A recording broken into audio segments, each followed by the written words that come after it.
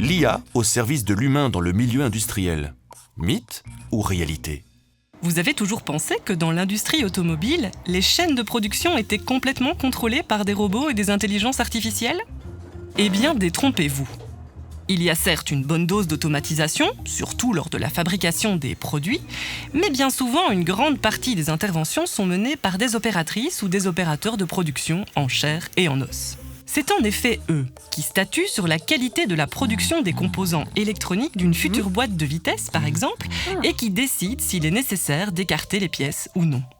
Lors des phases de test, et particulièrement des tests visuels, le contrôle humain reste la meilleure manière de garantir une bonne qualité de la production. Les opérateurs s'appuient sur des outils avancés, tels que des algorithmes de traitement d'images, qui les aident à détecter des anomalies. Et du coup, comment ça marche ? Une caméra haute définition capture une série d'images d'un circuit électronique avec ses composants soudés pour l'inspecter sous différents angles et différentes luminosités.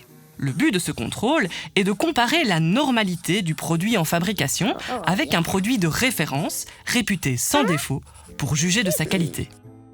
L'œil et le cerveau humain sont particulièrement bons pour identifier deux images différentes, même si les nuances entre les deux sont minimes ou discrètes, comme un problème de soudure, un composant manquant ou mal positionné, ou encore un marquage erroné. En quelques instants et avec un peu d'expérience, l'être humain est capable de percevoir la moindre différence et donc de réaliser cette tâche de détection d'anomalies avec une efficacité considérable, nettement supérieure aux outils automatiques existants. Il est donc courant qu'un algorithme fasse un premier tri, en estimant la probabilité de défaut sur les images du produit à tester, puis qu'il demande aux opérateurs de confirmer le défaut supposé par les pièces, obtenant un score d'anomalie dépassant un certain seuil. Cette méthode, qui diminue la complexité de travail pour les opérateurs, semble idéale, n'est-ce pas ? Hélas, certaines limitations rendent cette approche inefficace, car notre machine d'inspection se montre bien souvent paranoïaque. Pour être sûre de détecter la moindre anomalie, elle fait appel au contrôle humain trop fréquemment. Or, dans le secteur automobile, les cadences et les volumes de production sont importants, et cette sollicitation régulière peut devenir pénible pour les travailleurs saturés de mauvais jugements provenant de la machine d'inspection. On appelle ces fausses alertes des faux positifs. À cause de cette sursollicitation, il se peut que les opérateurs soient moins vigilants et laissent passer un défaut. Ce n'est pas un drame, puisque le produit défectueux est mis à l'écart plus loin sur la ligne par d'autres tests, mais le coût de fabrication et l'énergie associée à cette démarche représentent un gaspillage non négligeable. Ainsi, que ce soit pour des enjeux d'environnement, de qualité, de productivité ou de respect des travailleurs, il est primordial que l'outil automatique ne génère pas trop de fausses alertes et que soit mis au point un moyen d'associer l'efficacité humaine et la productivité d'une machine. Ce moyen, ce pourrait bien être une intelligence artificielle dotée d'outils de vision optimisés qui seraient capables de détecter efficacement les éventuels défauts de production. C'est sur cette technologie que travaille dans le cadre de sa thèse Arnaud Bougaham, doctorant en intelligence artificielle appliquée et ingénieur dans une entreprise qui équipe l'électronique pour le marché automobile. Cette intelligence artificielle n'a pas la science infuse. Elle doit apprendre à reconnaître ce qu'est un produit de bonne qualité et ce, pour épauler de manière optimale les opérateurs dans l'identification des pièces défectueuses. Cet apprentissage se présente sous la forme d'un modèle mathématique, dont les paramètres sont entraînés sur des images de produits réputés sans défaut. C'est ce qu'on appelle du machine learning. Directement inspirée du cortex visuel biologique, une architecture de réseau de neurones artificiels appelée GAN est entraînée pour construire cette connaissance de ce que doit être un produit normal, c'est-à-dire un produit sans défaut et correspondant aux normes de production. Le GAN étudie donc une grande quantité d'images de circuits imprimés de bonne qualité afin d'être capable de générer une représentation d'un produit sans défaut. Cette représentation se construit progressivement au fil de l'apprentissage du GAN. On peut comparer ce mécanisme à l'apprentissage de l'écriture chez l'enfant. Celui-ci apprend à écrire ou à générer des lettres, et son professeur évalue ou discrimine ce qu'il a écrit.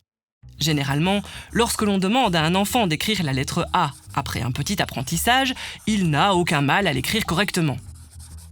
En revanche, il se peut que les choses se corsent avec le B, qui a tendance à être confondu avec le D.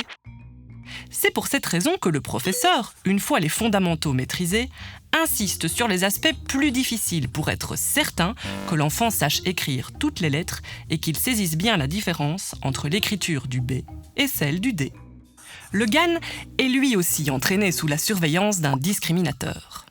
Ce dernier insiste sur des zones de l'image qui sont plus difficiles à reconstruire, afin de s'assurer que le générateur soit capable de produire des images les plus réalistes possibles. Ainsi, lorsqu'une nouvelle image, avec ou sans défaut, est soumise au test, le GAN génère donc systématiquement sa version sans défaut.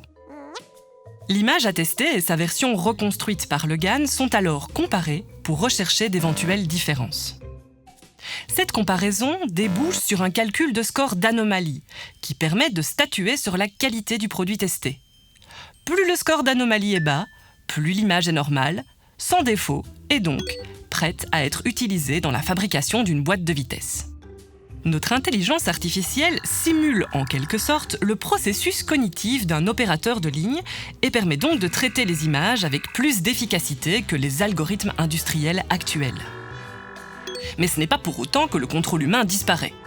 En effet, Arnaud porte un soin tout particulier à garder l'humain dans la boucle de chaque décision automatisée, pour filtrer les quelques faux positifs restants, pour garder le contrôle sur la machine et donner des explications sur les décisions, ainsi que pour maintenir l'expertise des personnes en poste.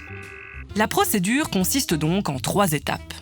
D'abord, l'algorithme traditionnel, imparable mais un peu parano, fait un premier tri. Ensuite, un second tri plus précis est assuré par notre algorithme d'IA, pour qu'enfin, un nombre limité d'erreurs ou faux positifs soit soumis à l'évaluation de notre opérateur ou opératrice. L'IA développée se place donc en intermédiaire, comme un rempart entre l'algorithme traditionnel et l'être humain.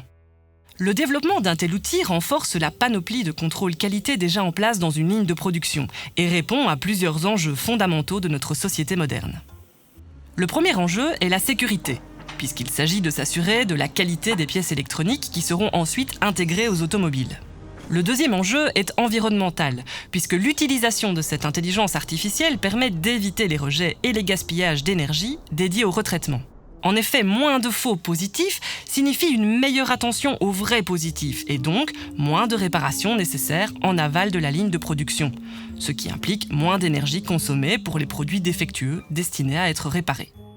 Le troisième enjeu est l'amélioration des conditions de travail, car l'objectif est d'éviter le plus possible les sollicitations pénibles et répétitives du personnel. Le quatrième enjeu est évidemment financier. Le contrôle qualité renforcé permet d'identifier des défauts de manière précoce et plus précise pour réduire les rejets inutiles, limiter le retraitement en aval de la ligne ou même devoir lancer des campagnes de rappel produit. Tout cela permet d'éviter les surcoûts, maîtriser les prix de vente des produits et accroître la confiance des clients. En définitive, l'amélioration des diagnostics, la détection rapide de défauts et l'automatisation des tâches pénibles grâce à cette IA améliorent la compétitivité du secteur industriel. L'introduction de technologies modernes aide également à attirer et à garder les talents experts et suppose un accompagnement éthique et respectueux pour les employés qui interagiront avec ces outils. Est-ce que l'on peut utiliser cette IA dans d'autres domaines que le secteur industriel ? Si l'utilisation de l'IA est fondamentale dans le domaine du contrôle qualité, elle s'avère aussi utile pour détecter des maladies dans des images médicales comme les IRM ou les mammographies. En effet, la passerelle entre l'industrie et le médical est très étroite. Il suffit de remplacer des processus par des patients, des images de process de production par des images provenant d'instruments médicaux et les anomalies par des maladies. D'autres applications sont également envisagées. Parmi elles, la surveillance du fonctionnement de panneaux photovoltaïques, la chasse au gaspillage d'énergie ou encore l'équilibre de la charge de travail des employés d'une entreprise. À travers la même approche, les activités combinant intelligence artificielle et humain permettront d'augmenter l'efficacité d'applications bien spécifiques et seront plus efficaces que celles se passant de ces technologies. Ces exemples démontrent que l'IA ne sert pas qu'à recommander des produits ou de la musique selon nos habitudes de consommation, ni à créer des images ou à rédiger des courriers à notre place. L'IA représente un atout pour les enjeux de demain. Tout dépend de notre volonté à utiliser la recherche en intelligence artificielle à des fins humanistes, environnementales et sociétales.